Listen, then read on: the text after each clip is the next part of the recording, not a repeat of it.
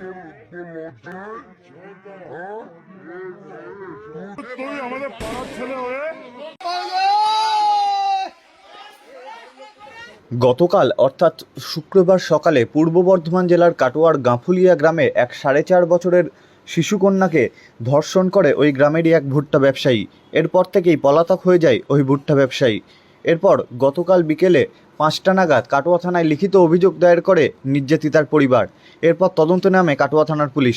গতকাল রাত্রির প্রায় 12:30 নাগাদ কাটোয়ার বেড়া এলাকা থেকে গ্রেপ্তার করা হয় ওই ব্যক্তিকে। জানা গেছে অভিযুক্ত ওই ব্যক্তির নাম সীমন্ত মাঝি ওরফে চরণ মাঝি। গতকাল রাতে কাটোয়া থানার পুলিশের বিশাল বাহিনী কাটোয়ার বিভিন্ন এলাকায় তল্লাশি শুরু করে।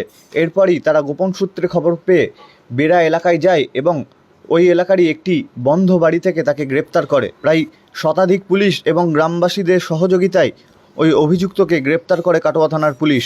এরপর শনিবার দিন তাকে তোলা হবে কাটোয়া মহকুমা আদালতে।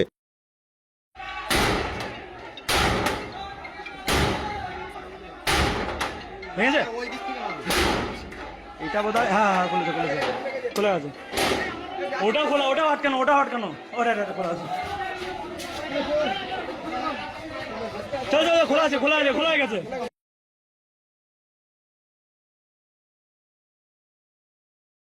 ডুবি দিয়েছে।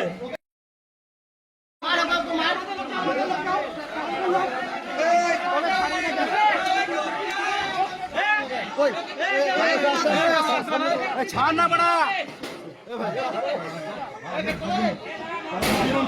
মিঠুন